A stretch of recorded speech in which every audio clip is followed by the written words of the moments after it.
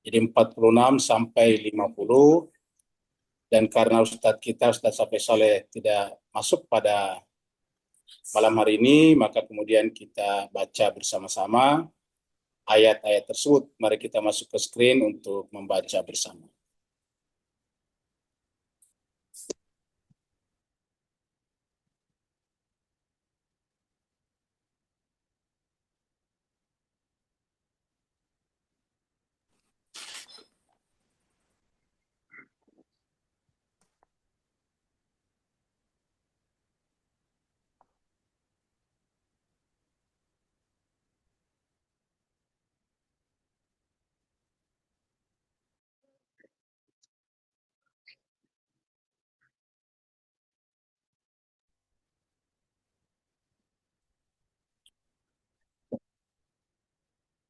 أعوذ بالله من الشيطان الرجيم. بسم الله الرحمن الرحيم. أعوذ بالله من الشيطان الرجيم. بسم الله الرحمن الرحيم.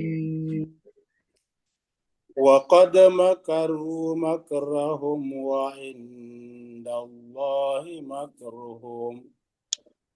وقد وقد مكروا مكروا مكرهم عند وعند الله الله مكرهم مكرهم. وإن كان مكرهم لتزول منه الجبال.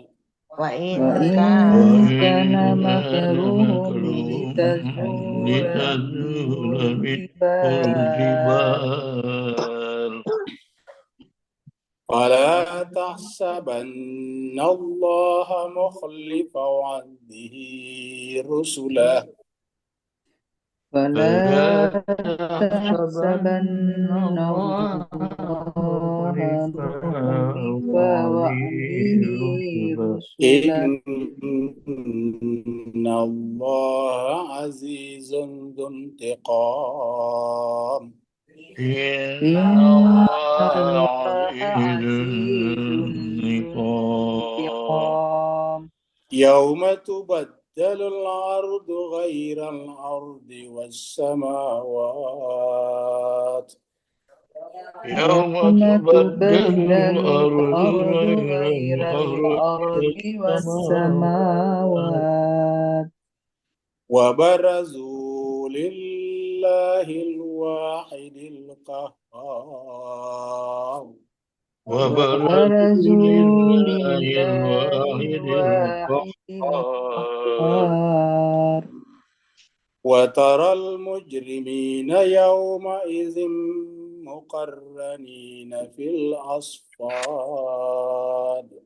وترى المجرمين المجرمين يومئذ مقرنين في يومئذ في الأصفاد الأصفاد. سرابيلهم من قطران.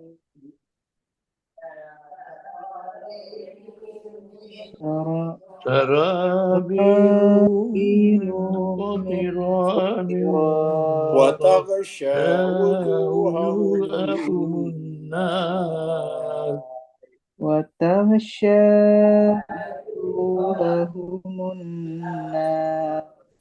صدق الله العلي العظيم. صدق الله العلي العظيم. اللهم صل وسلم وزد وبارك على رسول الله وآله الأطهار. على رسول الله وآله الأطهار. اللهم صل على محمد وآل محمد. اللهم صل على محمد وآل محمد.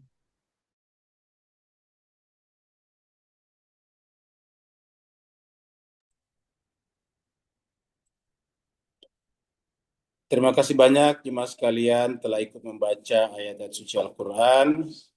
Semoga semua huruf, semua kata yang kita baca tadi nanti di akhirat menjelma menjadi bentuk-bentuk yang indah yang memberikan kebahagiaan kepada kita mulai dari alam barzah pada mahsyar sampai kita masuk ke dalam surga Allah SWT.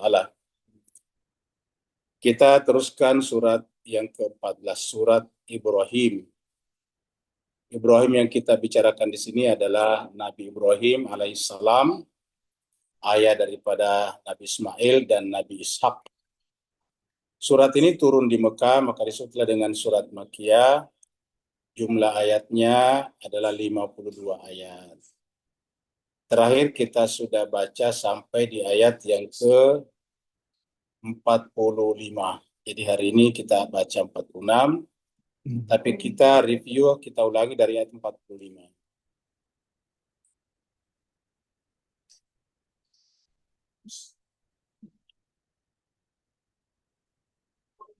Di sini Allah SWT berfirman, A'udzubillahi minasyaitonirrajim. Bismillahirrahmanirrahim. Wasakantum fi masakinil ladzina zalamu anfusahum. Wa tabayyana lakum kaifa fa'alna bihim. Wa darabna lakumul amsal. Wasakantum, dan kalian telah bertempat tinggal fi masakinil ladzina zalamu, tempat-tempat di kediaman-kediaman orang-orang yang dulu melakukan kezaliman terhadap diri mereka, lalu kemudian dihancurkan sehingga tersisa bekas-bekasnya saja.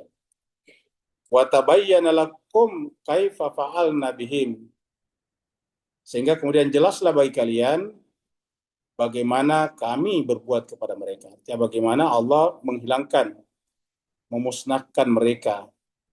Wa darabna lakumul amsal, dan artinya kejadian-kejadian itu menjadi perumpamaan bagi kalian. Artinya contoh bagi kalian.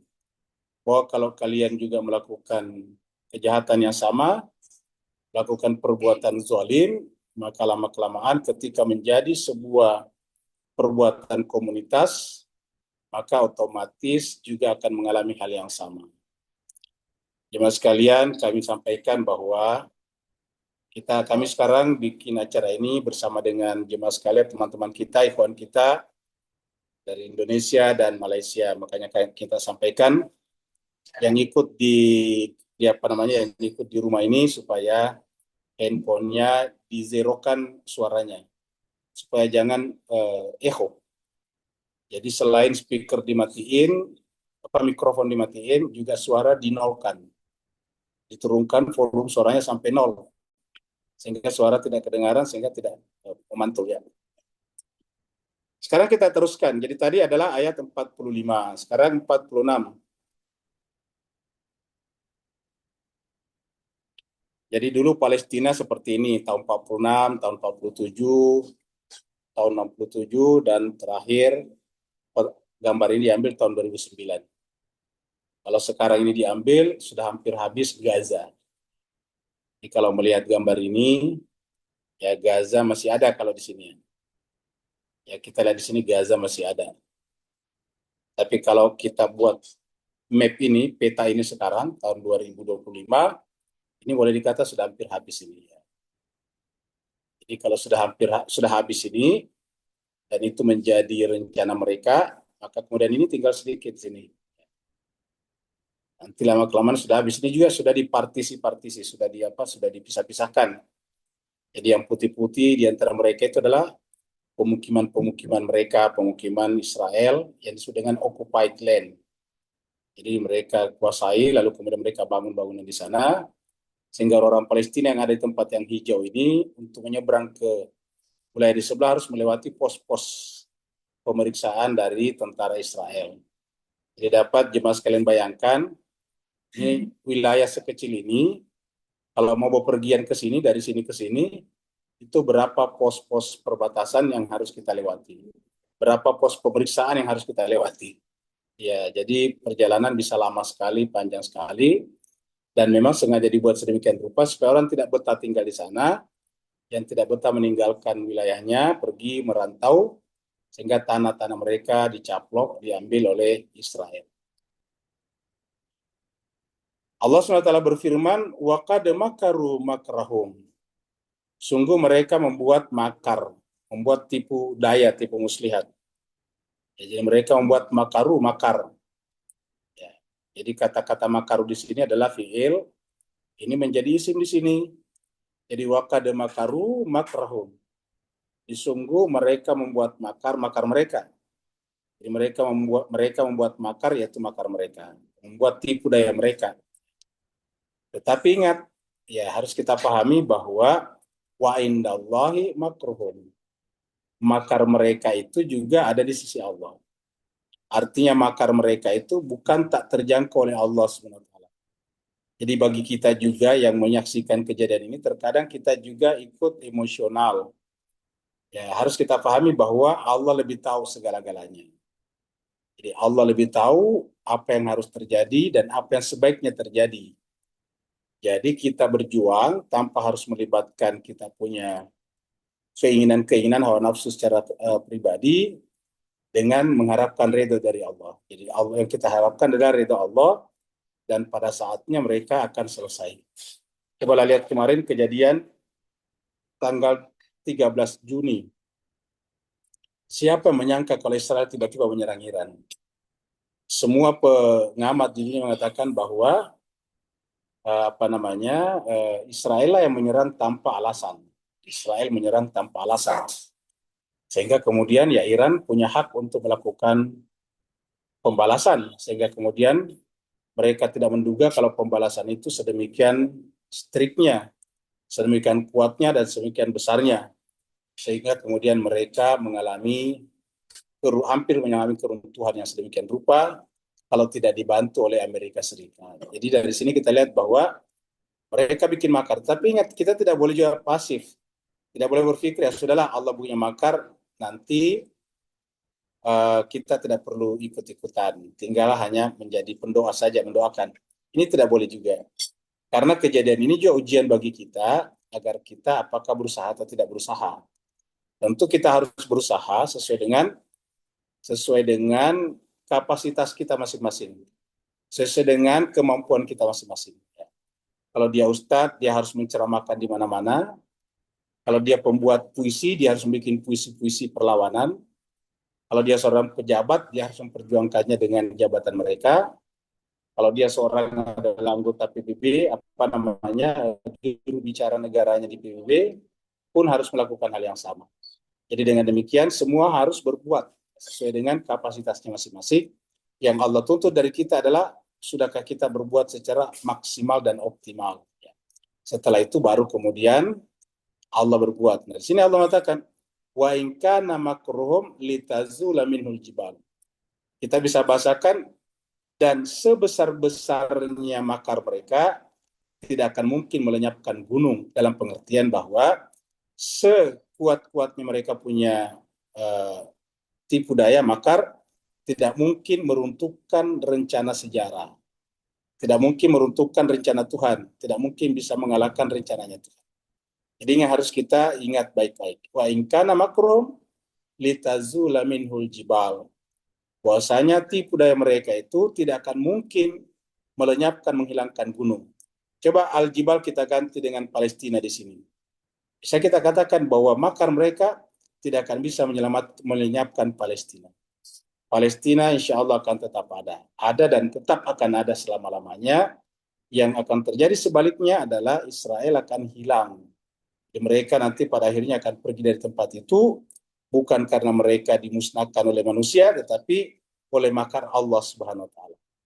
Seperti mana kita ketahui, jemaah sekalian, bahwa penduduk Israel ini adalah kebanyakan dari luar. Dan mereka datang ke sana karena ada jaminan keamanan dari pemerintah Israel, kerajaan Israel. Apa jaminan keamanannya? Yaitu jaminan keamanan disebut dengan Iron Dome yang berlapis-lapis itu. Jadi orang-orang dari Eropa datang ke sana membeli rumah, harapannya mereka terlindungi. Tetapi kejadian 12 hari kemarin dengan Iran akan menjadi fakta, kenyataan bahwa mereka tidak terlindungi. Sehingga otomatis mereka yang datang ke sana pasti akan kecewa, dan mereka yang akan berniat untuk membeli rumah di sana atau pindah ke sana tidak akan berani pindah lagi, karena sama saja menjadikan mereka sebagai tumbal. Siapa yang menjadikan tumbal? Oleh siapa? Oleh pembesar-pembesar Zionisme. Jadi ini adalah sebuah rencana besar dari yang kita sebut dengan Zionisme, dan Zionisme itu ataukah orang-orangnya, tokoh-tokohnya itu tidak tinggal di Israel, tinggalnya di negara-negara Eropa, yang mereka berpindah-pindah dari suatu negara ke negara lain. Dengan demikian mereka tidak rugi, yang rugi adalah orang-orang bawah yang datang ke sana. Nah, ketika jaminan ini sudah mulai runtuh, mitos tentang Israel tak terkalahkan itu sudah runtuh, otomatis nanti orang tidak akan datang ke sana, pergi sedikit demi sedikit, akhirnya musnah sama sekali. Nah, ini yang disebut dengan wa in kana makruhum litazulal minhul jibal, bahwa makar mereka itu tidak akan mungkin melenyapkan gunung. Jadi, tadi kita sampaikan kalau gunung ini kata-kata dengan Palestina, maka makar mereka tidak akan mungkin melenyapkan Palestina. Kita lihat ayat-ayat yang berkenaan ini. Dalam Al-Quran banyak sekali ayat berkenaan dengan makar, bahwa kalau manusia bikin makar tentang agama Allah, maka Allah juga pasti akan bikin makar. Ini kita bisa baca di surat Al-An'am ayat 123. Allah berfirman, wa kadzalika ja'alna fi kulli qaryatin akabira. Begitulah ja'alna, kami menjadikan fi kulli qaryatin, pada setiap negeri, akabir. Ada akabir, ada pembesar-pembesar. Jadi setiap negara punya pembesar, karena setiap negara pasti ada struktur namanya. Ada kepala negara, ada menteri-menteri, itu pembesar. Tapi pembesar itu ada yang baik, ada yang tidak baik. Nah, ada pembesar-pembesar dari suatu negara melakukan mujrimiha, melakukan kejahatan padanya. Jadi ada pembesar-pembesar yang melakukan kejahatan. Mereka tidak segan-segan, bahkan membunuh rakyatnya sendiri kalau dianggap menghalangi kepentingannya. Dulu kita dengarkan bahwa sebelum berdirinya negara komunis Uni Soviet, ya cita-cita atau ajaran-ajaran komunisme mengajarkan bahwa nanti orang kalau berdiri negara komunis akan semuanya sama, sama rata, sama rasa, berdiri sama tinggi, duduk sama rendah, ringan sama dijinjing, berat sama dipikul. Nah, itu semuanya begitu kata-katanya. Tapi setelah berdiri Uni Soviet pada saat itu, ternyata tidak seindah itu. Akhirnya kemudian lama-kelamaan Uni Soviet runtuh setelah berusia 79 tahun. Ingat, 79 tahun. Yaitu tahun 2000, tahun 1917, Revolusi Bolshevik. Lalu kemudian runtuh pada tahun 1989 atau 89 ya. Runtuh sekitar segitu. Jadi artinya hanya berumur sekitar 79 tahun. Ya. Nah, jadi intinya adalah bahwasanya mereka bikin makar, Allah juga bikin makar. Kenapa? Karena mujrimnya. Jadi bukan karena akabirnya. Akabir pembesar itu pasti ada, di mana-mana ada. Dan itu harus ada, karena dalam sebuah negara ada namanya hierarki, ada struktur, ada susunan. Tidak ada negara yang tidak punya raja, tidak ada negara yang tidak punya kepala negara. Setelah itu ada menteri-menteri ke bawah. Nah, yang masalah adalah mujrimiha. Mereka melakukan perbuatan jahat, liyam kurufiha, untuk membuat tipu daya di negerinya sendiri. Jadi artinya mereka seolah-olah membela kepentingan bangsa dan negaranya, tapi sebetulnya mereka membuat makar. Misalnya kerjasama dengan pihak luar untuk menghancurkan negaranya sendiri, bekerja sama dengan pihak luar supaya penindasan tetap berlaku di muka bumi. Wama yang kurun, tapi apa kata Allah? Wama yang kuruna, maka mereka berbuat makar itu tiadalah makar mereka illa kecuali bi'anfusihim, akan mengorbankan diri mereka sendiri. Jadi tiadalah makar mereka kecuali bahwa makar itu merusakkan dirinya sendiri, menghancurkan dirinya sendiri. Wa ma yash'urun, tanpa mereka sadari. Jadi pemimpin Israel menganggap mereka itu adalah tak terkalahkan, tidak bisa dan mereka bisa buktikan tahun 67 ketika 6 negara Arab menyerangnya bersamaan, dan mereka bisa mengalahkan negara-negara Arab tersebut hanya selama 6 hari, namanya perang 6 hari. Ya. Tetapi apa yang terjadi sekarang, hanya satu negara itu juga jauh 2000 km dari Tel Aviv, tetapi setelah tidak intervensi Amerika Serikat, maka Israel sudah tidak akan ada. Seandainya masih terus menyerang kembali Iran, maka kemudian Israel akan habis. Dan kita lihat bahwa Israel benar-benar mengalami persoalan sangat serius setelah kejadian ini. Sekarang di dalam negara mereka terjadi perpecahan, bahkan sekarang terjadi berbagai macam demonstrasi, bahkan terjadi perang antara masyarakatnya dengan polisi-polisi mereka. Jadi Allah mengatakan wa ma yamkuruna illa bi anfusihim wa ma yash'urun. Dan ini bukan hanya terjadi di Palestina, di berbagai tempat yang pernah melakukan seperti itu akhirnya runtuh semuanya.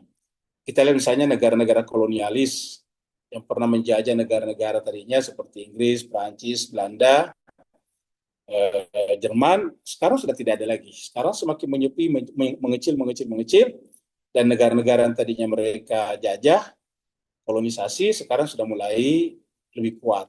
Ya. Jadi seperti mereka tidak dibutuhkan lagi, sehingga kemudian ada sekarang pergeseran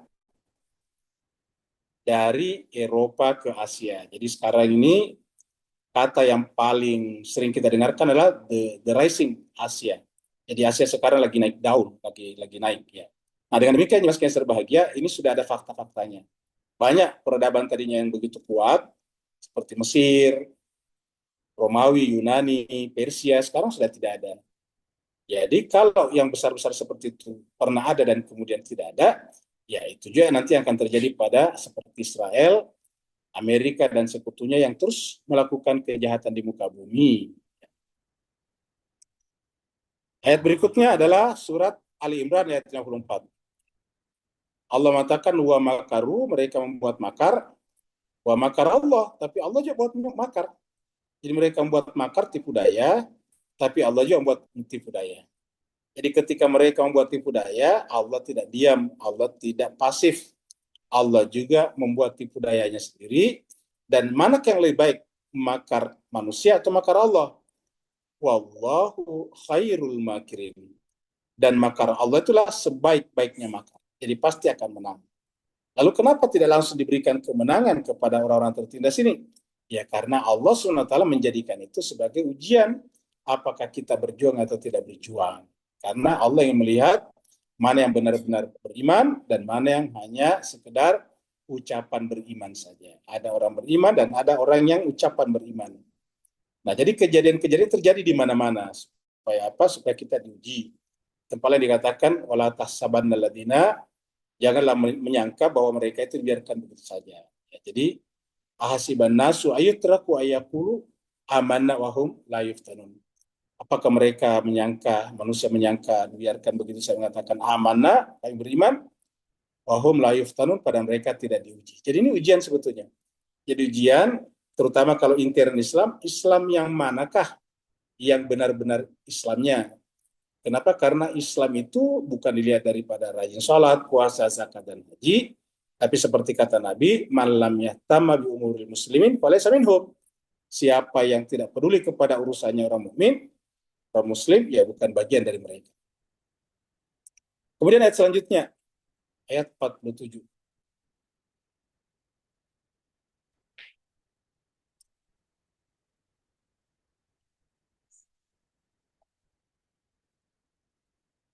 Fala tahsabannallaha mukhlifa wa'dihi.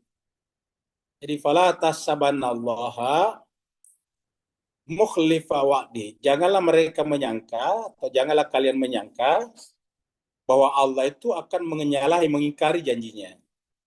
Jadi wala tahsabanna, kalian manusia jangan pernah berpikir bahwa Allah itu bisa menyalahi janjinya. Allah itu tidak mungkin, karena kalau Allah menyalahi janjinya berarti Allah bisa salah. Kalau Allah bisa salah ya bukan Tuhan. Kalau kita mengartikan mukhlifah, mengingkari, Allah bisa ingkar, berarti dia bukan Allah, dia adalah manusia. Jadi jangan berpikir namanya Allah itu bisa menyalahi atau mengingkari janjinya. Allah itu maha sempurna, tidak pernah ingkar janji. Ya, jadi la tahsabannallaha mukhlifa wa'di. Rusulah, ya, terutama janjinya kepada Rasulnya. Apa janjinya tadi kepada Rasulnya? Mereka bikin makar, tapi Allah juga bikin makar. Innallaha azizun zuntiqam. Dan sesungguhnya Allah itu adalah aziz, maha perkasa, maha kuat, dan juga zuntiqam, mempunyai pembalasan. Tinggal pembalasan Allah itu melalui siapa? Jadi kan Allah itu bisa membalaskan penderitaannya orang yang tertindas melalui alam, bencana, tapi bisa juga melalui manusia. Nah, Allah mengutamakan melalui manusia dulu, supaya kelihatan mana manusia itu yang benar-benar beriman dan mana yang hanya sekedar mengatakan atau mengucapkan saya beriman. Jadi harus dilihat dari situ. Kalau seandainya nanti tidak ada lagi manusia yang mau melakukan itu, berarti tidak lagi manusia yang benar. Ketika tidak ada lagi manusia yang bisa melakukan itu karena saking lemahnya, sedemikian tak berdayanya, maka kemudian Allah bertindak melalui alamnya. Contohnya misalnya Abraha. Abraha dengan kekuatan yang didukung oleh Romawi pada saat itu, datang ke Mekah untuk mengepung Mekah, mengambil Ka'bah. Orang Mekah yang sedikit, yang tidak berdaya tidak bisa berbuat apa-apa. Akhirnya kemudian Allah mendatangkan apa? Burung-burung yang namanya ababil. Burung ababil ini melempari mereka dengan kerikil-kerikil atau batu-batu kecil yang panas sekali, yang kalau mengenai mereka manusia, maka mereka akan hangus terbakar. Itulah yang diabadikan di dalam surat Al-Fil. Surat Alam Tara Kaifa fa'ala rabbuka biashabil fil. Jadi bagaimana Allah berbuat kepada tentara bergajah. Jadi bisa kita lihat di sini bagaimana Allah berbuat kepada Namrud, bagaimana Allah berbuat kepada Fir'aun, bagaimana Allah berbuat kepada kaum Ad, bagaimana Allah berbuat kepada kaum Samud. Nah, bagaimana Allah berbuat kepada kaumnya Nabi Nuh, bagaimana Allah berbuat kepada kaumnya Nabi Lut. Semuanya ada contoh-contohnya. Ya, jadi ketika mereka tidak berdaya, Allah bisa menghukum mereka dengan alam. Jadi Allah katakan, "Fala tahsabannallaha mukhlifa wa'dih rusulah." Inna Allah, sungguhnya Allah azizun zuntiqam. Karena Allah itu aziz, perkasa, tak terkalahkan. Sekaligus zuntiqam, dia bisa memberikan balasan. Kata balasan di sini adalah akibat sebetulnya, intiqam. Jadi setiap mereka membuat sebab buruk, Allah juga bisa memberikan akibat buruk kepada mereka. Kita lihat misalnya ayat ini. Suratnya surat Al-Imran ayat 9. Allah berfirman, Rabbana, ini doa ya. Ini doanya ini jemaah sekalian bersambung dari ayat 8. Jadi kalau mau baca doa ini ada di ayat 8. Ayat 8-nya katakan Rabbana la tuzigh qulubana ba'da idh hadaitana wa hab lana min ladunka rahmatan innaka antal wahhab. Rabbana innaka jami'un nasi liyaumil la raiba fi. Innallaha la yukhliful mi'ad. Di ayat atas ayat 8, Rabbana wa Tuhan kami la tuzigh qulubana.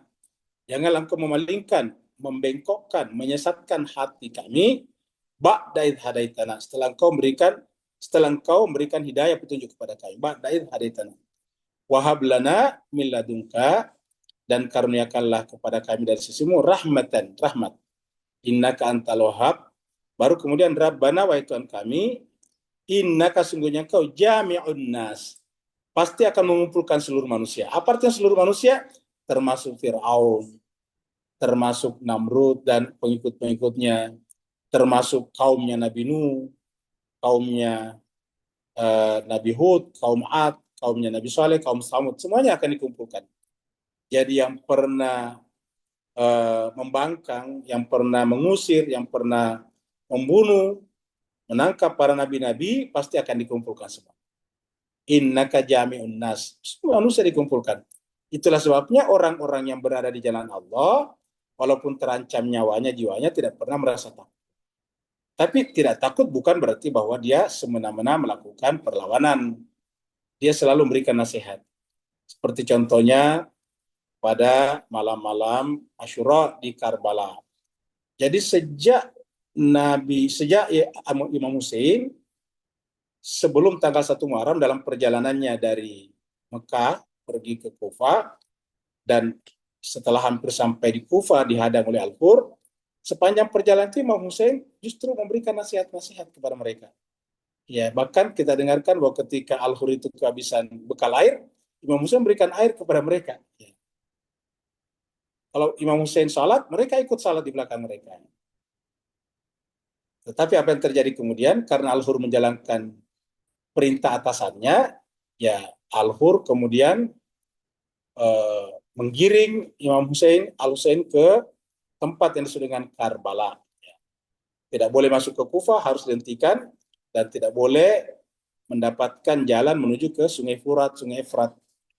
Jadi tidak boleh ada jalan ke Sungai Furat, sehingga kemudian ditahan oleh ribuan pasukan yang membentang, dan tidak boleh juga menuju ke Kufah, sehingga terpaksa tertahan di sana.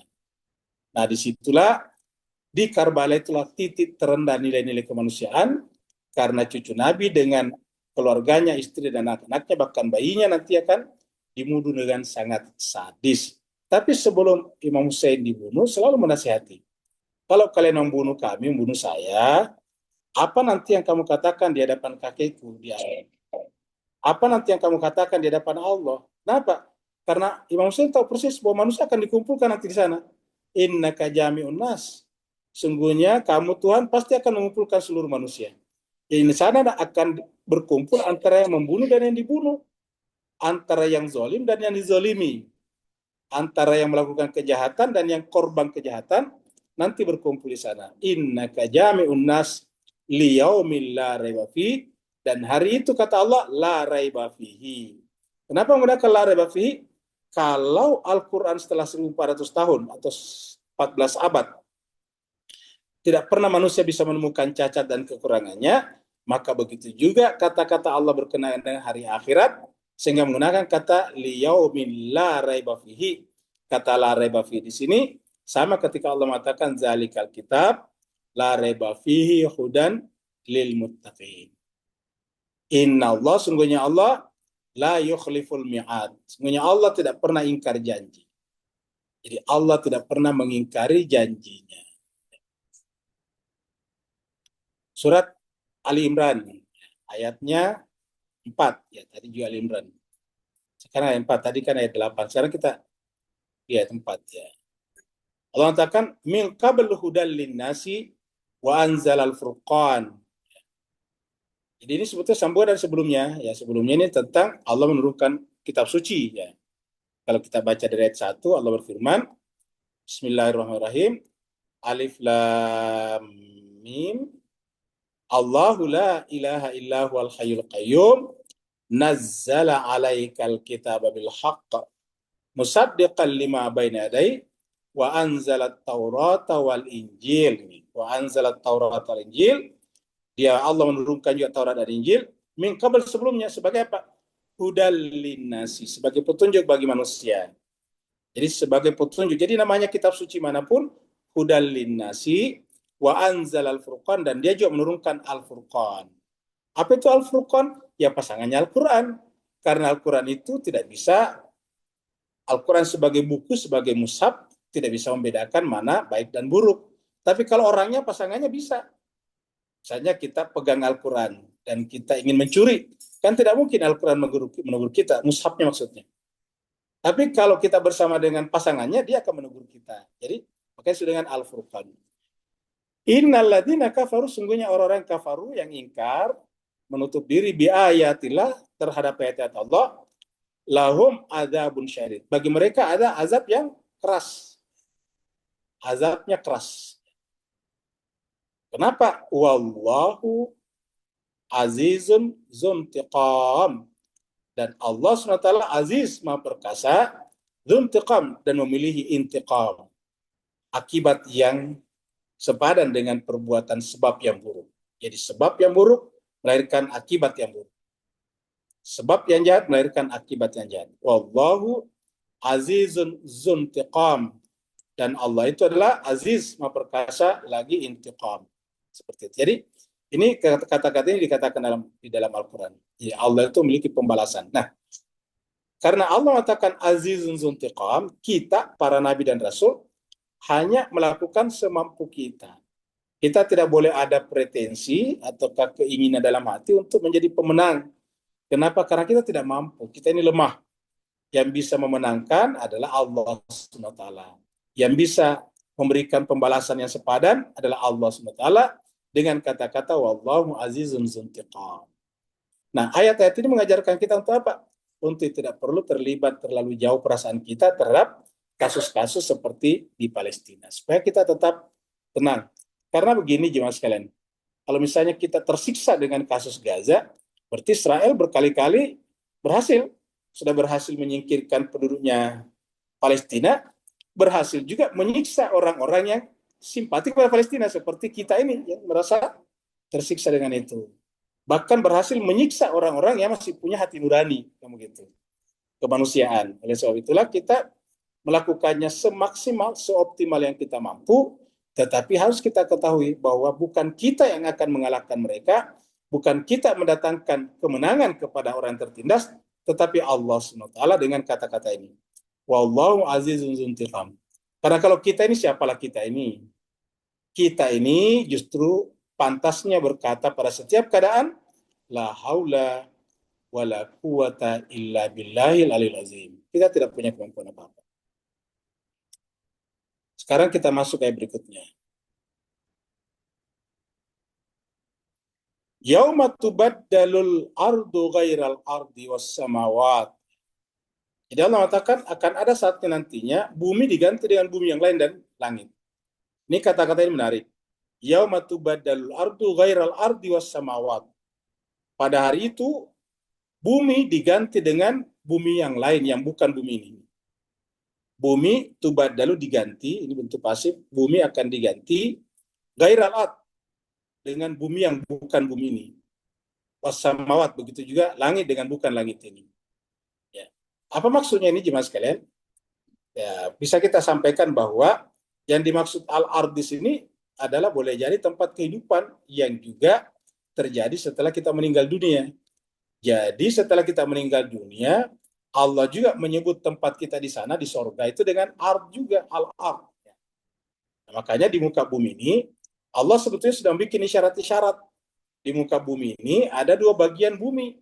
Ada bumi yang benar-benar susah untuk ditempati, ada bumi yang enak ditempati.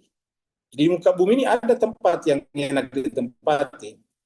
Ya, yang tidak bisa ditempati yang kutub utara dan selatan, itu paling tidak bisa ditempati. Sampai sekarang pun hampir sedikit orang tinggal di sana. Bahkan semakin lama semakin sedikit. Kalau kita baca-baca berita, yang tinggal di utara sana, sampai sekarang semakin lama semakin sedikit. Kenapa? Karena mereka sudah lebih mengetahui bahwa di tempat lain ada tempat kehidupan dan mereka bisa bermigrasi ke sana. Bahkan sampai sekarang di selatan tidak ada yang tinggal. Maksimal orang tinggal di selatan itu di New Zealand. Setelah selatannya New Zealand nggak ada lagi kehidupan. Jadi artinya apa? Di bumi saja ini sudah ada dua. Nah, di akhirat nantinya juga seperti kurang lebih. Bumi tempat kita tinggal di sana, bumi akhirat, itu adalah ada yang enak ditempati, namanya sorga, penuh dengan taman, dan ada yang disebut dengan neraka, yang padangnya tandus, dan yang ada adalah api yang membakar terus-menerus. Maka disebut dengan yauma tubaddalul ardu ghairal ard. Hari itu bumi diganti dengan bumi yang lain, wassamawat, dan juga langit. Itu pengertian pertama. Pengertian kedua, ada yang berpendapat bahwa setelah alam semesta ini hancur, kiamat, maka akan tercipta lagi alam semesta baru. Akan muncul lagi bumi baru, matahari baru, akan muncul lagi kehidupan baru, muncul lagi Adam baru. Bisa saja seperti itu. Kenapa? Karena Allah memang adalah Maha Pencipta. Yang namanya Maha Pencipta, ya penciptanya tidak pernah pensiun. Beda dengan kita. Kita pencipta apapun. Tapi kalau usia sudah sangat lanjut, sudah sakit-sakitan, biasanya sudah menurun drastis produktivitas kreativitasnya. Nah, tapi kalau Allah tidak, karena Allah itu adalah la ta'khudhuhu sinatun wala naum. Allah tidak terkena capek dan Allah tidak butuh tidur. Allah akan sibuk terus-menerus sepanjang dia adalah Allah. Nah, nanti kita lihat bahwa akan ada juga bumi terus-menerus. Wa barazulillahi al-wahidil qahar. Dan mereka semuanya manusia barazu, berkumpul menghadap kepada Allah al-wahidil qahar. Allah yang al-wahid, yang satu, dan al-qahar yang maha perkasa. Yang wahid itu yang esa. Kita pernah terangkan dulu perbedaan antara ahad dengan wahid. Jadi qul huwallahu ahad. Jadi kalau qul huwallahu ahad, ahadnya adalah benar-benar tunggal seperti yang terjadi pada zatnya. Kalau wahid ini adalah urutan, ada wahid, isnain, salasa, dan seterusnya. Jadi wa barazu lillahil wahidil qahar. Mereka semuanya menghadap kepada Allah. Allah adalah Al-Wahid Al-Qahar yang Maha Esa dan yang Maha Perkasa. Nah, coba kita lihat ayat-ayat yang supaya kita kawinkan dengan ini. Karena kalau kita tidak membaca ayat ini dengan ayat yang sepadan dengan ini, bisa kita salah paham. Ada yang berpendapat bahwa alam semesta yang ada sekarang ini kekal. Karena melihat ayat berikut ini. Ini adalah, kita lihat dulu surat Hud. Ya, surat Hud. Ya, surat Hud. Hudnya kita baca sampai 3 ayat, 106, 107, dan 108. Ini berbicara tentang keadaan manusia. Fa'ammal ladina syaqu, maka adapun orang-orang yang syaqu, celaka. Mereka celaka. Kenapa? Karena hidup di dunia tidak pernah memanfaatkan alat-alat yang Allah berikan kepadanya seperti panca indera dan akal pikiran untuk digunakan. Fafin nari lahum fiha zafirun wa syahiq. Jadi adapun orang-orang yang celaka, maka di neraka jahanamlah tempat tinggalnya, fafinar. Dan di dalam neraka itu lahum fiha, di dalam neraka jahanam itu zafirun wa syahiq. Mereka terus menarik napas dalam pengertian tersengal-sengal, ya, dan syahik dan merintih. Di mereka menarik napas artinya dia hidup. Namanya menarik napas dia hidup. Tapi pada saat yang sama merintih. Setiap tarikan napas adalah penderitaan. Setiap tarikan napas adalah kesakitan. Jadi di dalam neraka seperti itu. Khalidina fiha, mereka kekal di dalamnya. Madamatis samawati wal ard, selama masih ada langit dan bumi. Nah, ayat ini menjelaskan kepada kita bahwa ketika orang masuk di neraka atau nanti orang masuk di sorga, karena di sini juga ada sorga, maka pada saat itu langit dan bumi masih ada. Ya. Saya pernah mendengarkan seorang tokoh dengan mengangkat ayat ini bahwa alam semesta itu kekal, langit dan bumi kekal. Buktinya dia diambil ayat ini bahwa ketika manusia sudah masuk dalam neraka, maka di sini dikatakan ada langit dan bumi dan ada kata madama, selama ada. Jadi artinya kekekalan neraka sama dengan kekekalan langit dan bumi, atau kekekalan sorga di sini sama dengan kekekalan langit dan bumi. Ya. Ini fafil jannati khalidina fiha madamatis samawati wal ard.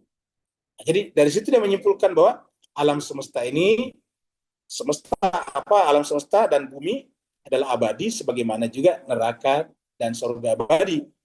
Kalau kita mengatakan bumi tidak abadi, berarti surga dan neraka juga tidak abadi. Nah, karena surga dan neraka dan surga abadi, maka pasti abadi juga langit dan bumi, karena selalu ada kata-kata madamatis samawati wal ard, selama ada langit dan bumi. Nah, supaya kita tidak salah paham dengan ayat ini, kita harus padukan dengan ayat ini tadinya. Ya, ini. Yauma tubaddalul ardu ghairal ardi. Artinya apa? Bahwa memang ada langit dan bumi, tapi bukan langit dan bumi yang sekarang, berdasarkan ayat ini. Ya. Jadi bukan langit dan bumi yang kita tempati ini yang kekal, tapi diganti dengan yang lain. Kenapa? Karena ciri alam semesta, alam materi ini adalah berubah dan terus berubah. Dengan demikian, seandainya masih ada langit dan bumi, maka langit dan bumi yang ada pun bukan yang sekarang. Boleh jadi setelah alam semesta kiamat, Allah ciptakan lagi alam semesta dan bumi baru. Tetapi yang paling cocok adalah bahwa kehidupan nanti setelah kita mati, seperti dalam ayat ini, adalah seperti kehidupan bumi juga. Cuma bedanya lebih luas, tak terbatas. Kenapa? Karena yang hidup di sana adalah manusia yang juga tidak menggunakan materi seperti kita sekarang ini. Maka dengan demikian, kata-kata ard itu artinya tempat tinggal, as-samawati itu langit artinya atap. Ya, artinya dia akan melindungi terus-menerus. Dengan demikian, kalau kita kombinasikan ayat ini dengan ayat ini, maka kemudian kita akan tidak akan mengatakan bahwa yang langit dan bumi ini adalah kekal. Jadi khalidina fiha madamatis samawati wal ard illa, kecuali masya Rabbu, kecuali Allah menghendaki lain. Inna rabbaka fa'alun lima yurid. Sungguhnya Tuhanmu melakukan apa yang Dia kehendaki. Wa amal ladina su'idu, dan adapun orang-orang yang bahagia. Ingat, su'id itu bahagia. Jadi lawannya bahagia itu apa? Adalah syaku. Ini syaku itu adalah celaka atau syakik bentuk kata bendanya. Jadi kalau dia kalau dia celaka jadi neraka, tapi lawannya adalah Sa'id, Su'aid. Ya, kalau su'idu ini adalah fiilnya. Wa ammal ladzina su'idu, adapun orang-orang yang hidupnya bahagia, fa fil jannati, maka dia berada dalam surga, khalidina fiha, mereka kekal dalamnya, madamatis samawati wal ard illa ma syaa rabbuk, selama ada langit dan bumi kecuali Allah menghendaki lain. Ata'an ghaira majzuz, itulah pemberian Tuhan yang tidak terputus-putus. Kata-kata ata'an ghairu majzuz. Jadi surga itu tidak ada batasnya. Kenapa? Kata-katanya ghaira majzuz. Ditempatkan dengan ghairu mamnun.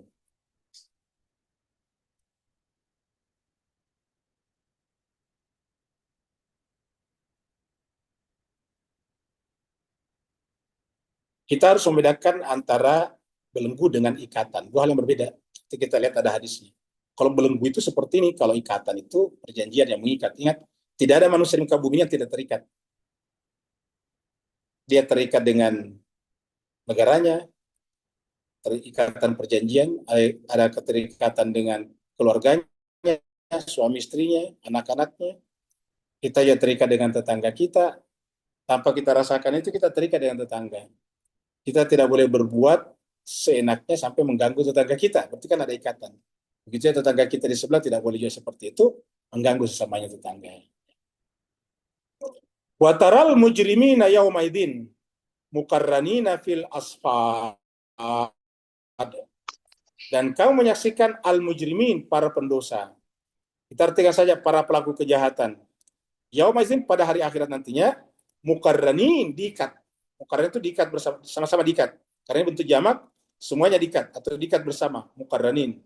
Di mana fil asfad, dalam belenggu-belenggu. Jadi terbelenggu baru diikat. Jadi, menggunakan sini al-asfad. Jadi para pendosa itu diikat dan dibelenggu. Di mana ini? Yaumaizin, di akhirat. Tetapi di dunia juga sudah seperti itu. Ya namanya di dunia ini mujrimin itu sudah merupakan asfad, belenggu. Jadi dia sudah merupakan belenggu. Kenapa? Karena akan membatasi gerak setiap orang dengan al-mujrimnya ini, perbuatan-perbuatan ini. Ya, kalau kita lihat di sini, surat Ibrahim. Ya. Nah, jadi kita lihat tadi, surat Ibrahim, suratnya ayat 21. Kata-kata, wabarazu lillahi jami'a. Jadi nanti, di akhirat, kita akan dikumpulkan lagi semuanya. Ini kita sudah bahas dulu sebelumnya di ayat 21. Wabarazu lillahi jami'a. Dan manusia berkumpul di hadapan Allah, jami'a semuanya. Faqala du'afa, berkatalah orang lemah, lilladzina istakbaru, kepada orang yang sombong, yang istikbar, inna kunna, sungguhnya kami dulu di dunia lakum, terhadap kalian tabaan, pengikut. Fala antum magnuna anna, maka apakah kalian bisa membantu kami, melepaskan kami min adzabillah, dari azab Allah, min sya', sedikit saja. Qalu, mereka berkata, lau hadanallahu lahadaina, seandainya Allah dulu membimbing kami dengan petunjuk, lahadainakum, maka pasti kami juga akan membimbing kalian. Jadi artinya apa? Mereka berbicara tentang agama di dunia, tapi tidak mengikuti al-hadi. Maka sekarang di akhirat kata mereka, sawaun alaina, sama saja bagi kita, ajazna am sabarna, kita berkeluh kesah ataupun sabar, malana mim mahis, kita semuanya tidak bisa keluar dari sana. Dan seterusnya kita sudah bahas dulu. Jadi intinya adalah di akhirat akan terjadi saling menyalahkan. Sekarang kita lihat surat 18 ayat 9. Wa wudi al-kitabu fataral mujrimin, intai mujrimin. Dan nanti setelah dihitung semua perbuatan-perbuatan manusia, fataral mujrimin, maka kamu akan melihat al-mujrimin, para pelaku kejahatan. Mushfiqina, dilanda ketakutan yang luar biasa, mimma fihi, tentang keadaan yang ada di dalamnya. Wa yaquluna, dan mereka berkata, ya wailatana, ma li hadza al-kitabi, celakalah kami, ma li hadzal kitab, buku, kitab apakah ini kamu gitu? Berikan bukunya, buku apakah ini? La yugadiru saghiratan wala kabiratan. Tidak ada yang luput tercatat di dalamnya, yang kecil ataupun yang besar. Illa asas, kecuali semuanya asas dikumpulkan. Asas sebetulnya adalah dikumpulkan. Kata-kata asas ini kita temukan di surat Yasin juga, ayat 12. Asainahu fi imamin mubin. Kami kumpulkan di buku yang nyata atau imam yang nyata, fi imamin mubin. Wa wajadu ma amilu, dan mereka menemukan apa yang mereka kerjakan di dunia hadiran, hadir di sana. Wala yazlimu rabbuka ahada, dan Allah Tuhanmu tidak pernah menzalimi siapapun sekecil apapun. Tak seorang pun di sana terzalimi, artinya semuanya sesuai dengan amal perbuatan mereka. Wasyayatina kulla bana'in wa gawas wa akharina mukarranina fil asfad. Jadi kata-kata mukarranina fil asfad tadi ada di sini juga. Ini adalah surat 38. Surat Sad ayatnya 37 dikatakan ini adalah cerita Nabi Sulaiman. Wasyayatina kulla banna'in wa gawas. Jadi artinya Nabi Sulaiman itu bisa memerintahkan siapa saja, termasuk jin-jin, untuk bekerja. Nah, siapa yang maksud syaitan di sini? Apakah syaitan itu punya wujud tersendiri? Kita sudah sampaikan bahwa syaitan itu tidak punya wujud tersendiri. Syaitan itu dari kalangan jin dan manusia. Jadi penggunaan kata syaitan di sini artinya bahwa tawanan-tawanan atau tahanan-tahanan orang penjara yang ada pada zamannya Nabi Sulaiman diproduktifkan, disuruh bekerja. Jadi apa yang terjadi sekarang di Cina daratan, itu sudah dilakukan oleh Nabi Sulaiman dulu. Kan banyak negara itu sebetulnya membuat sistem penjara itu sebetulnya ya apa ya? Ya semacam pembebanan. Bayangkan mereka bersalah, membunuh, mencuri. Setelah itu masuk penjara, menjadi apa di sana? Pengangguran. Kerjanya makan, minum di 3 hari sehari semalam. Pagi makan, siang makan, malam makan, dikasih tempat olahraga, fasilitas listriknya dibayarin, gate perumahannya dijaga oleh oleh sipir penjara. Enak di sana. Kalau kita di dunia kan kita punya security harus bayar sendiri, listrik bayar sendiri, makan bayar sendiri, kita bikin lapangan olahraga harus beli sendiri. Kalau di penjara kan orang enak, makan gratis, makan percuma, minum percuma, teratur, 5 sehat, 4 sehat, 5 sempurna. Hari Senin beda dengan makannya hari Selasa, begitu seterusnya. Jadi enak dalam penjara. Ya. Makanya kemudian orang suka masuk penjara sekarang. Begitu keluar, cari gara-gara lagi, masuk penjara lagi. Nah, tetapi jelas pada zamannya Nabi Sulaiman, itu tidak terjadi seperti itu. Kenapa? Harus diproduktifkan orang. Dan itu dilakukan di Cina juga. Cina itu dipakai orang penjara harus keluar kerja sana. Jadi apa? Kerja di tambang-tambang mereka yang ada di berbagai penjuru dunia. Nah, seperti itu. Sehingga orang penjara itu bagus. Mereka mendapatkan latihan baru, skill baru, keterampilan. Dia juga bisa memberi masukan kepada negara karena nanti pendapatannya sebagian diambil oleh negara, sebagian diberikan kepada mereka sebagai bekal nanti untuk keluar. Nanti begitu keluar punya skill, punya keterampilan.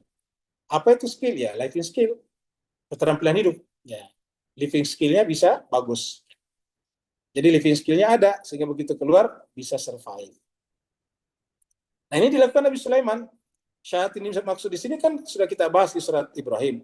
Syaitan itu orang-orang yang bersalah, penjahat-penjahat dipekerjakan oleh Nabi Sulaiman untuk menjadi tukang-tukang bangunan.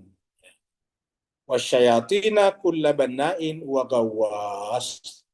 Jadi syaitan-syaitan itu semuanya dipekerjakan untuk melakukan pekerjaan bangunan dan menyelam-menyelam. Kenapa menyelam?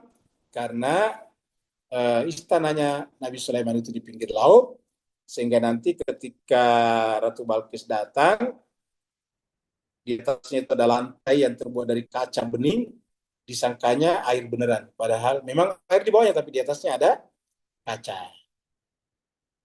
Wa akharina, dan yang lain. yang tidak semuanya bekerja karena pekerjaan terbatas, ya tetap aja muqarranina fil asfad, terikat di dalam belenggu penjara. Jadi seperti itu. Ya, nanti yang lain jadi mungkin digilir di apa namanya oplosan. Jadi ada yang kerja, setelah itu masuk lagi dan seterusnya. Tapi intinya di sini ada kata-kata wa akharina muqarranina fil asfad. Yang lain terikat di dalam belenggu-belenggu. Sekarang kita masuk pada ayat yang terakhir.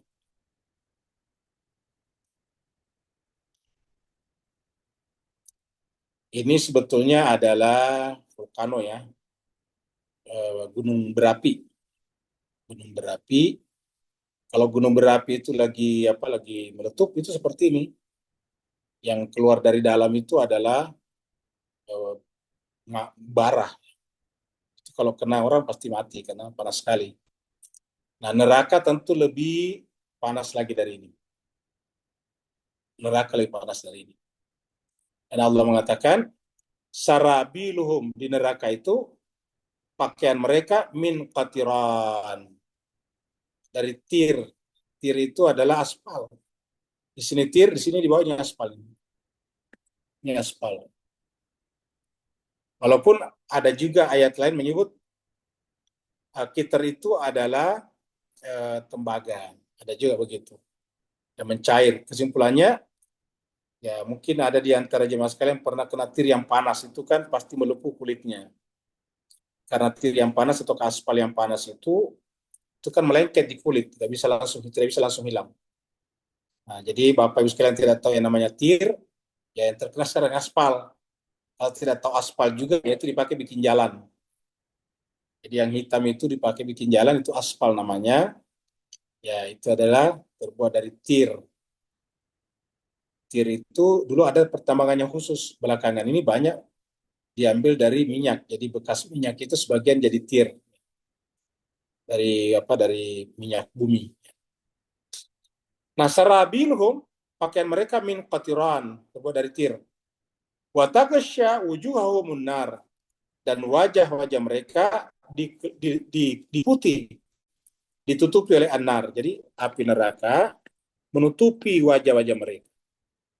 Sarabiluhum min qatiran wa taghsha wujuhahum nar. Wajah mereka ditutupi oleh neraka api, dan pakaian mereka dari cairan tembaga atau katir. Di tempat lain disebut dengan tir. Coba kita lihat di sini. Kita lihat surat Al-Kahfi, surat 18.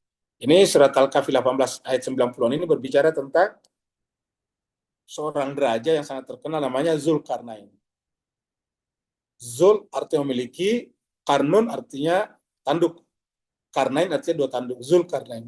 Kenapa? Karena dia berkuasa timur dan barat. Jadi tanduk timur dan tanduk barat, ya, Zulkarnain. Jadi permulaannya di atas itu adalah yas'alunaka an dzil karnain. Mereka bertanya kepada Muhammad tentang Zulkarnain. Nah, kita ambil ayat 96. Jadi Zulkarnain berkata kepada orang yang memintanya untuk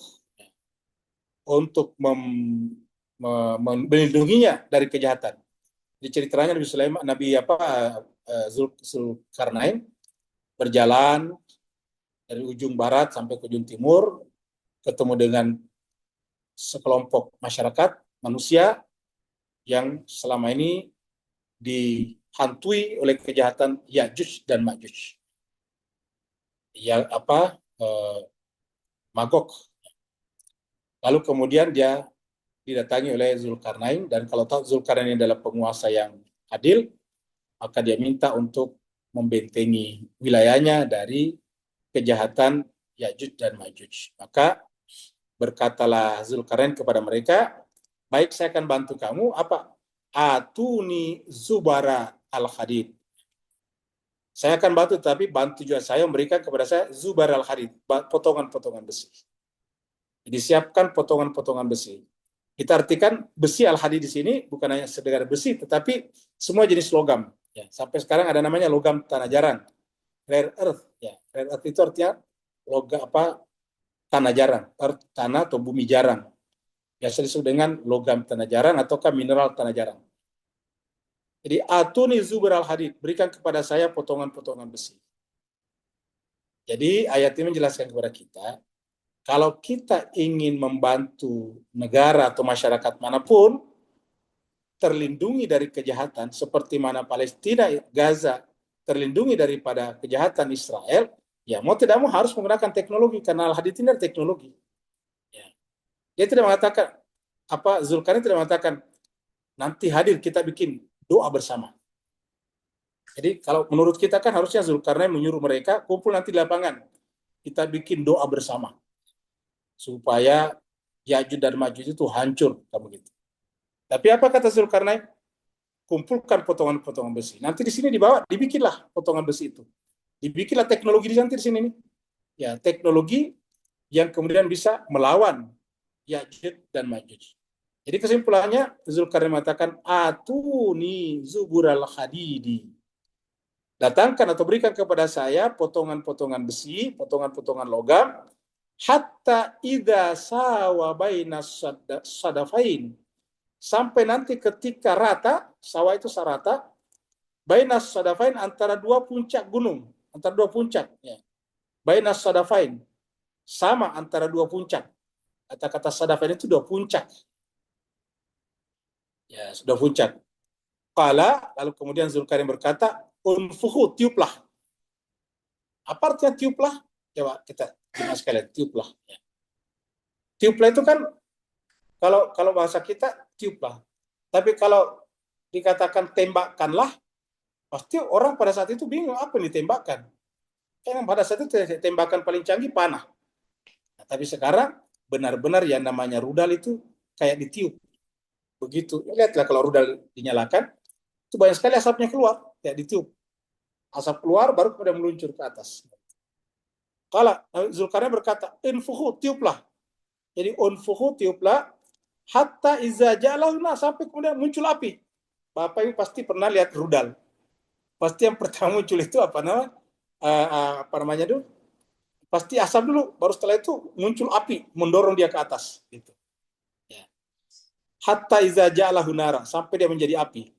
Qala, lalu kemudian dia berkata, Zulkarnain berkata, atuni, berikan lagi kepada saya, ofrik alaihi qitra, tembaga ini. Tadi besi itu tembaga. Nah, ingat ya sekarang, besi itu adalah kemampuannya menerjang, sedangkan tembaga kemampuannya menahan. Gitu. Jadi hadid itu adalah menyerang, kitran itu adalah menahan serangan. Jadi atuni ofrigu alaihi qitra, berikan lagi kepada saya tembaga, ya biji-biji tembaga yang akan aku tuangkan ke atasnya. Jadi kalau kita bicara lebih jauh ini, kesimpulannya teknologi. Dan teknologi memang harusnya oleh Allah disiapkan untuk membela orang yang tertindas. Mana ayatnya? Sedemikian pentingnya ini Al-Hadid di surat Al-Kahfi, dibikin satu surat, namanya surat Al-Hadid. Ingat jemaah sekalian, Al-Hadid ini bukan hanya muncul di surat Al-Kahfi, yang berbicara tentang raja yang bernama Zulkarnain, tetapi Allah bikin satu surat namanya Al-Hadid. Dan fungsi Al-Hadid disampaikan di dalam surat Al-Hadid. Mari kita lihat surat Al-Hadid di sini nih. Surat Al-Hadid itu menarik adalah berbicara tentang tauhid. Tetapi di tengah-tengahnya berbicara tentang besi untuk menegakkan keadilan. Inilah luar biasanya Al-Quran. Coba kita lihat ya ayat 57. Jadi Al-Hadid itu 57 ayat ini ya. Kita lihat mulai misalnya ayat 1. Allah berfirman, Bismillahirrahmanirrahim, Sabbaha lillahi ma fis samawati wal ard, wa huwal azizul hakim. Baru kemudian seterusnya baru huwal awwal wal akhir. Ini kan bicara tentang Allah. Huwal awwal wal akhir wa zahir wal batinu wa huwa bikulli syai'in alim. Allah itu adalah tunggal, ketunggalannya tidak didahului oleh siapapun, dan tetap akan ada seandainya semuanya akan binasa, dan semua yang nampak hakikatnya adalah dia, semua yang batin adalah hakikatnya dia. Ini kan tauhid. Tetapi tiba-tiba di ayat 25. Coba kita lihat di ayat 25. Ayat 25. Allah berfirman, laqad arsalna rusulana. Sungguh kami mengutus rasul kami. Jadi ingat rasul di sini. Ya, jadi sungguh kami mengutus rasul kami bil bayinat, dengan membawa ajaran yang terang benderang. ajaran yang gampang diterima oleh manusia. Nah, supaya ajaran ini berjalan dengan baik, wa anzalna ma'humul kitab. Kami turunkan bersamanya kitab suci, wal mizan dan mizan. Kitab sucinya adalah mushafnya, ajarannya, wal mizan adalah orang yang menegakkan Alkitab itu mizan. Supaya apa? Liyakuma nasu bil qisti. Supaya dengan kitab suci dan al-mizan ini manusia menegakkan al-qisti, keadilan. Jadi tujuannya agama datang menegakkan keadilan, bukan hanya untuk kepentingan pribadi. Ingat, liyakuman nasu bil qisti wa anzalnal hadidana. Baru kemudian perhatikan juga sekali urutannya dari atas. Tadi ayat pertama tentang tauhid, tentang Allah itu siapa, lalu kemudian rasul diutus dengan kitab suci dan mizan. Apa tugasnya rasul? Bukan untuk mengajarkan saja manusia salat, puasa, zakat, haji, tetapi tugas utama rasul adalah menegakkan keadilan. Ingat. Jadi kalau sekedar kita cuma rajin salat, puasa, zakat, haji, ya bukan itu tujuannya rasul datang berdasarkan ayat ini. Tujuannya rasul, tujuannya kitab suci adalah liyakuman nasu bil qisti, supaya manusia menegakkan keadilan. Ketika kita sekarang menyaksikan kejadian di Gaza, nah pada saat itulah kelihatan siapa yang benar-benar pewaris rasul dan siapa yang benar-benar pewaris kitab suci dan mizan. Kalau dia hanya bersifat pasif menyaksikan itu, berarti dia bukan pewaris rasul, bukan warasatul anbiya, bukan juga warasatul Quran. Karena li-nya di sini tujuan ini, li-nya ini tujuan, ilat. Ya. Untuk manusia menegakkan, yakumu itu menegakkan bil qisti, keadilan. Nah, supaya keadilan itu bisa ditegakkan, tidak cukup dengan doa. Doa penting, tapi di sini tidak disebutkan doa. Jadi, doa penting, tapi tidak ada gunanya doa kalau tidak ada tindakan nyata. Seperti yang kita sering sampaikan di sini, ya kita minta doa rezeki yang banyak, tetapi tidak bekerja. Allahumma rizukni rizkan halalan thayyibah, tapi tidak punya kegiatan. Bagaimana bisa dapat rezeki? Berdoa, Rabbi habli minas sholihin, ya Allah karuniakan kepada saya anak yang soleh, tapi tidak punya istri, tidak punya suami. Gimana bisa punya anak? Dia mendatangi seluruh ustadz yang ahli doa, itu tidak akan pernah terjadi doanya kalau dia meminta anak tapi tidak punya istri atau suami. Hal yang sama terjadi, kita seluruh masjid di seluruh dunia didoakan kemenangan Palestina, tetapi tidak ada negara Islam yang punya kekuatan melampaui kekuatan Israel. Israel tidak akan pernah terkalahkan. Makanya Al-Quran mengatakan apa? Wa anzalnal hadida fihi ba'sun. Kami turunkan besi. Jadi memang Allah sengaja menciptakan besi. Fihi ba'sun, di dalamnya ada kekuatan. Kata Al-Hadid di sini bukan hanya besi seperti pengertian sehari-hari. Kita artikan saja semua jenis logam. Termasuk yang kita sering sebutkan logam tanah jarang. Logam tanah jarang itu punya kekuatan yang luar biasa, yaitu bisa mensilumankan pesawat. Pesawat seperti F-35 itu menjadi siluman stealth. Siluman itu tidak terdeteksi karena dia disapu atau menggunakan logam tanah jarang. Terutama terutama germanium namanya. Itu dia kenapa disebut logam tanah jarang? Sebetulnya tidak jarang-jarang banget. Tetapi mengekstraksinya itu yang susah. Ya, di dunia ini hanya 1-2 negara yang bisa mengekstraksinya dengan baik. Dan yang bisa melakukan ekstraksi tanah jarang sekarang paling baik hanya Cina. Sehingga 85% logam tanah jarang di dunia itu diproduksi di Cina. Termasuk Amerika butuh dari Cina.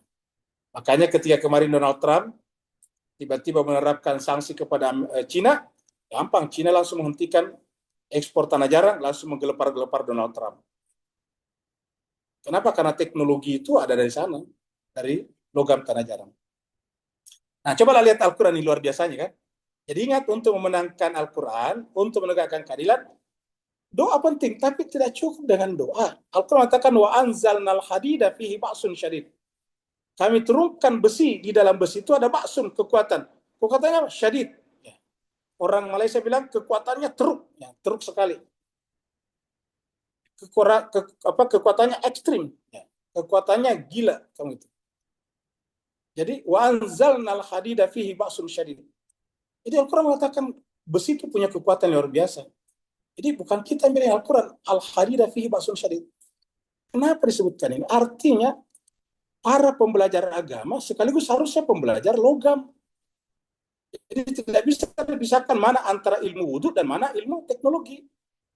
Ya, kita harus menguasai tata cara wudhu, tetapi terutama lagi mempelajari teknologi.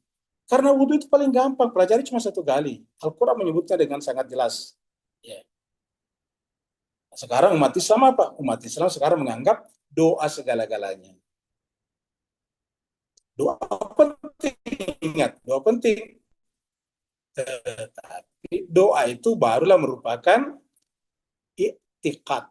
Doa itu baru tekad. Kalau bahasanya kita tekad, bertekad. I'tiqad.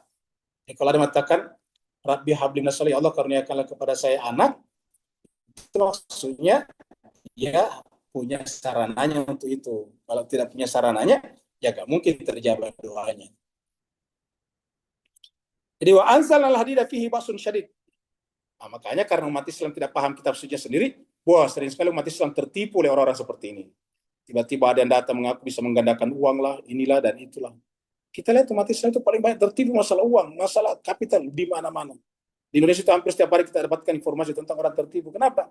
Karena mereka kalau sudah berbicara tentang uang, mereka kehilangan akal pikiran. Bayangkan kalau dia butuh duit, tiba-tiba ada yang mengatakan saya bisa gandakan uangnya jadi 10 kali lipat. Wah, luar biasa. Daripada repot-repot kerja dari pagi sampai malam, jaga kedai, jaga warung, lebih baik kita kasih aja bawa dilipat gandakan jadi 10 kali, 20 kali. Akhirnya tertipulah umat Islam banyak. Jadi wa anzalna hadida fihi ba'sun syadid wa manafi'ul linnas, dan manfaat bagi manusia. Manfaat apa? Ya teknologi seperti kendaraan, mobil, kereta, motor, kamu gitu. Banyak sekali manfaatnya. Dibuat jadi rumah. Ingat, rumah sekarang kita berdiri ini ada besinya, namanya besi beton. Wa manafi'ul linnas. Jembatan itu bisa dibikin panjang setelah ada besi beton. Waliya'lam Allahu may yansuru. Nah, coba lihat ayat ini. Supaya Allah mengetahui siapa yang benar-benar menolong Rasulnya. Jadi kalau kita ingin menolong Allah, ya harus dengan menguasai teknologi. Ketika Allah mengatakan intan surullah yang surukum, itu tidak cukup dengan berdoa. Ya, kalau ingin menolong agama Allah, ya harus dengan al-hadid. Kenapa? Fihi basun syadid. Jadi waliya'lam Allahu man yansuruhu wa rasulahu bil ghaibi, walaupun tidak melihat, tidak berjumpa dengan Rasulnya. Inna Allah, sungguhnya Allah Qawiyun aziz, maha kuat lagi maha perkasa. Adakah sekarang negara Islam yang melakukan ayat ini, ayat 25 surat Al-Hadid? Jawabannya tidak ada, cuma satu, Iran doang. Iran saja. Iran lah yang sekarang menguasai teknologi, makanya yang paling dibenci Israel itu bukan tukang baca doa. Nggak pernah kita dengarkan Israel itu mengirim Mossad untuk membunuh pembaca doa. Pernah nggak Bapak Ibu di negara manapun tinggal mendengar mengirim pembunuh untuk membunuh para pendoa, ahli doa? Nggak ada. Yang dibunuh di Iran itu adalah ahli-ahli nuklir. Ingat, yang dibunuh di Iran adalah ahli-ahli nuklir, pakar-pakar nuklir, karena bagi mereka ini sangat berbahaya bagi mereka. Salah satu yang dibunuh kemarin di Iran itu, waktu penyerahan tanggal 13 Juni adalah yang menjadi arsitek pengembangan rudal-rudal canggihnya Iran. Seperti itu. Ini berbahaya. Karena ditutup dengan Inna Allah Qawiyun aziz. Nah, jadi ayatnya jelas sekali, oleh sebab itulah kata hadits yang muncul tadi di sini sudah jelas ya. Terakhir surat Al-Mu'min. Al-Mu'minun maksudnya, surat 23 ayat 103. Wa man khaffat mawazinu, siapa yang ringan timbangannya, faulaika alladzina khasiru anfusahum. Jadi siapa yang ringan timbangannya, maka mereka itulah orang-orang yang apa? Khasiru anfusahum. Yang merugikan dirinya fi jahannam khalidun, di neraka jahanam mereka kekal di dalamnya. Talfahu wujuhahumun nar wa hum fiha kalihun. Wajah mereka dibakar dengan api neraka, wahum, sementara mereka fiha, di dalam neraka itu kalihun, kerjaannya bermuka masam terus-menerus. Kecewa terus-menerus. Kelihatan sekali kalau di wajahnya itu tidak ada kebahagiaan. yang ada adalah rasa kecut dan sebagainya. Jadi talfahu wujuhahumun nar wa hum fiha khalihun. Nah, jadi inilah apa namanya jemaah sekalian, ayat-ayat yang berkenaan dengan ayat yang kita bahas pada hari ini. Puncaknya adalah pentingnya manusia, terutama umat Islam, menguasai teknologi. Jadi ingat, umat Islam tidak akan pernah berjaya kalau ulamanya hanya berlomba-lomba mempelajari tata cara wudhu, tata cara salat, tata cara tayamum, tata cara macam-macam. Ya, memperkerakan masalah celana agak tinggi ataupun agak ke bawah, tidak akan pernah. Kenapa? Karena Allah sendiri menurunkan satu surat namanya surat Al-Hadid. Yang menarik, di dalam Al-Quran tidak ada surat As-Salah. Yang ada adalah surat Al-Hadid. Sebelum kita buka sesi tanya jawab, kita baca dulu hadis berikut ini.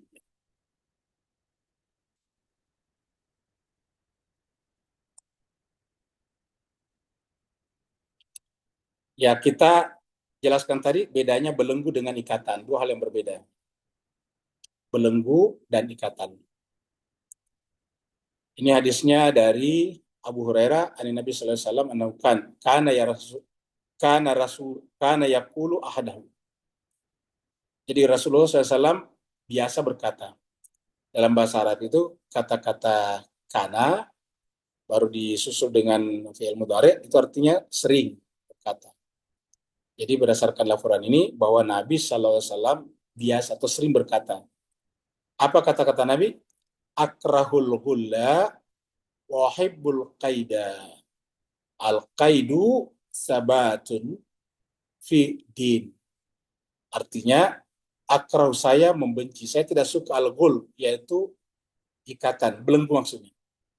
Saya tidak menyukai belenggu. Belenggu itu yang menghilangkan kebebasan berkreativitas. Sebaliknya, wahibbul qaida. Aku mencintai al-qaid, yaitu ikatan. Karena ikatan itu kan artinya ada perjanjian. Semakin banyak ikatan kita, berarti semakin banyak aktivitas. Setiap proyek pasti ada aktivitasnya, perjanjiannya. Misalnya Bapak yang punya 100 proyek, pasti setiap proyek ada perjanjiannya. Setiap proyek sebelum dikerja pasti ada perjanjian dibuat. Jadi kalau banyak orang perjanjiannya, berarti banyak pekerjaannya, banyak proyeknya, banyak aktivitas mencari nafkahnya. Maka dikatakan, saya tidak suka al-ghul, tetapi saya suka al-qaida, karena al-qaidu itu sabatun fidin. Al-qaid itu justru sabatun fidin. Memperkuat agama. Dibutuhkan dalam agama. Sabat itu menguatkan di dalam hal agama. Nah, dengan demikian, Mas Kaiser Bahagia, apa itu belenggu? Misalnya kalau kita bodoh, itu belenggu itu. Semakin sedikit pengetahuan kita, semakin besar belenggunya. Karena apa yang kita ingin lakukan, tidak tahu kita melakukan apa. Ya. Maka kita seperti terbelenggu. Contohnya, kita tidak bisa memandu mobil, nyopir mobil. Pasti kita seperti terbelenggu. Kenapa? Ya tidak bisa kemana-mana. Ya. Jadi kita terbelenggu. Kita tidak punya uang, ya tidak bisa kemana-mana. Oleh sebab itulah, maka kata Nabi, saya membenci belenggu, tapi saya mencintai al-qaida, al-qaidu sabatun fidin. Karena al-qaid itu adalah justru dibutuhkan dalam agama. Mudah-mudahan ada manfaatnya kalau benar dari Allah SWT. Kalau ada kekurangan dan kehilafannya, adalah kekurangan dan khilafan dari pribadi saya sendiri. Imam Hussein terpenjara atau terkepung di Karbala, tetapi sebetulnya yang terbelenggu di sana adalah pasukannya Ubaidullah bin Ziyad. Sebaliknya, walaupun kelihatannya Imam Hussein di sana terkepung, tapi dialah yang sesungguhnya memiliki kemerdekaan. Terima kasih atas perhatiannya, maaf atas segala kekurangan. Yang mau bertanya, dipersilakan dengan segala hormat.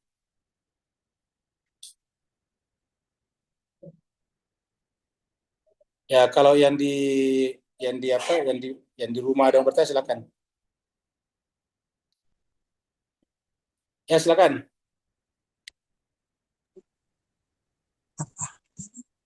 Banyak apa? Offline lagi. Kita ini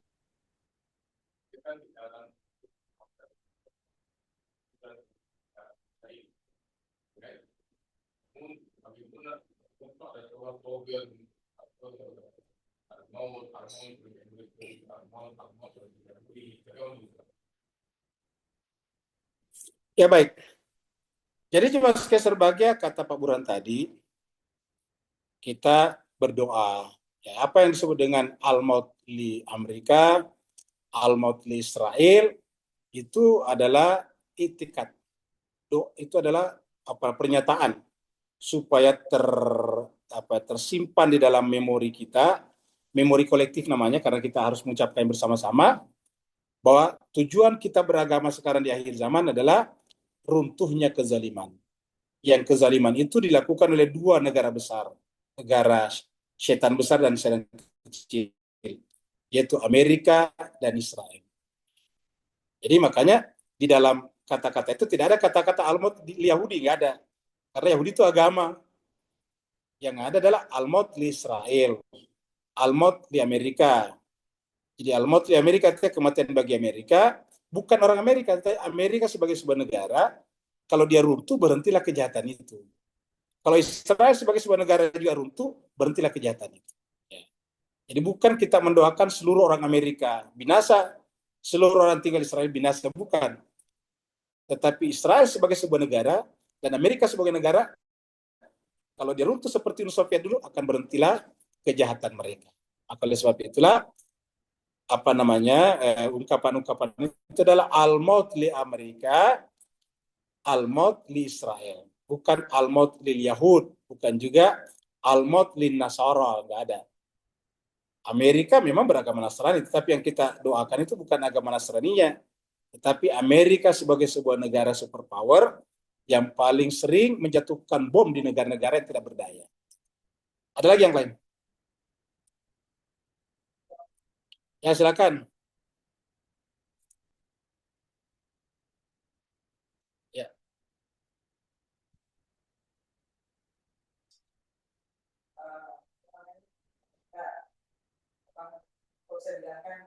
Sekarang ini kan umat Islam nggak bisa doa saja, harus ada tindakannya. Gimana dengan sikap muslim ya Pak ya, Muslim sekarang ini kan belum bisa berdoa kalau kita di Indonesia. Kan kita juga tidak mungkin mengirimkan keluarga atau apa itu juga punya kemampuan. Apakah kondisi ini sama gitu Pak Ustaz? Jadi apa yang kita lakukan untuk mengimplementasikan aturan di Islam? Baik. Jadi itu tadi pertanyaan dari Ibu Hawa. Bu Marwa, ya. Ya, dari suatu tempat yang tak diketahui di mana.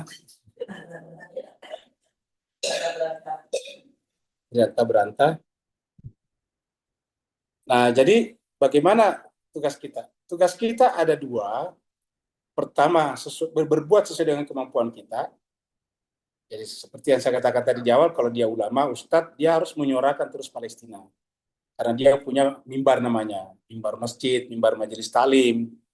Dan yang kedua, kalau dia misalnya pejabat negara, pemerintah, dia harus memperjuangkan negaranya, memperjuangkan Palestina. Masa negara-negara Islam harusnya malu kepada negara-negara seperti misalnya Venezuela, beberapa negara Amerika Latin yang tidak Islam bahkan memperjuangkan Palestina.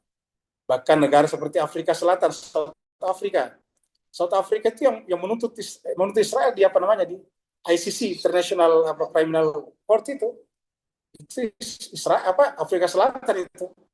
Nah, terus negara-negara Islam di Arab apa? Ya ini masalahnya.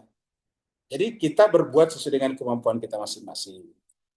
Kalau kita bukan pejabat negara, kita juga bukan ustadz, ya kita mengisi di WA kita di media sosial. Ya, media sosial kita posting perjuangan bangsa Palestina, penderitaan mereka dan sebagainya. Kalau berdoa ya pasti harusnya dilakukan, karena doa itu adalah wajib dilakukan. Jadi kalau berdoa juga kita tidak sanggup, ya keterlaluan, karena doa itu tidak punya modal. Doalah satu-satunya itu membantu orang paling gampang, karena nggak punya keluar duit kan. Ya. Cuma di tempat kita angkat tangan, ya Allah, berikanlah rezeki kepada si A, si B, kan sudah bagus. Berikanlah keselamatan kepada Gaza, itu kan tidak perlu keluar duit. Tidak ada modalnya lah. Kalau juga berdoa kita tidak mampu lakukan, wah kita keterlaluan pelitnya kalau begitu. Pelitnya pelit, ya. The pelit of the pelit, bakhil. Masa mendoakan orang aja tidak mau, kan begitu. Nah, jadi dengan demikian kita harus mendoakan. Yang kedua, itu yang pertama tadi berbuat sesuai dengan kemampuan kita. Yang kedua, ini yang harus disampaikan tadi ke bawah, yaitu bergabung dengan komunitas yang sama-sama menginginkan kemerdekaan bagi Palestina. Yang terutama sekarang dimotori oleh Iran. Jadi kalau semua negara muslim dan siapa saja yang anti-Israel bergabung di belakang Iran, itu sudah bagus. Kenapa? Karena walaupun kita berjuang tapi terpecah-pecah, ya tidak ada kekuatannya juga. Sehingga ada kata-kata itu bahwa kezaliman yang terorganisir lebih efektif daripada kebenaran tapi tidak organisir. Kalau bahasa Inggrisnya itu adalah kebatilan tapi well organized, dia bisa lebih menang. Tapi walaupun dia benar, tapi kalau tidak well organized, ya tidak bisa menang juga. Jadi oleh sebab itulah, supaya kita ini gerakannya bisa well organized, harus mengkerucut konvergen. Nah, sekarang kebetulan ada Iran yang terdepan, kita sudah saksikan kekuatannya, kita tinggal mendukung mereka dari belakang, dan mendukung Iran dari belakang tidak perlu sesama muslim. Kita banyak negara-negara yang tidak Islam mendukung Iran. Saya membaca berita-berita itu banyak negara-negara yang berada di belakang Iran, padahal dia bukan negara Islam. Yang kedua, tidak perlu kita semazhab dengan Iran. Kita tetap boleh berada pada mazhab kita masing-masing. Mazhab Syafi'i, mazhab Hanafi, mazhab Hambali, mazhab Hanafi. Tapi kita tetap mendukung Iran. Karena dukungan kita kepada Iran di sini berkaitan dengan ketertindasan orang-orang di Palestina. Ada lagi yang lain? Ya, sama-sama. Kalau tidak ada lagi, berarti kita akhiri sampai di sini. Terima kasih banyak atas perhatian Bapak Ibu sekalian. Mohon maaf atas segala kekurangan. Wa'alafu minkum. Wassalamualaikum warahmatullahi taala wabarakatuh. Waalaikumsalam Waalaikumsalam warahmatullahi wabarakatuh. Terima kasih Pak Ustaz.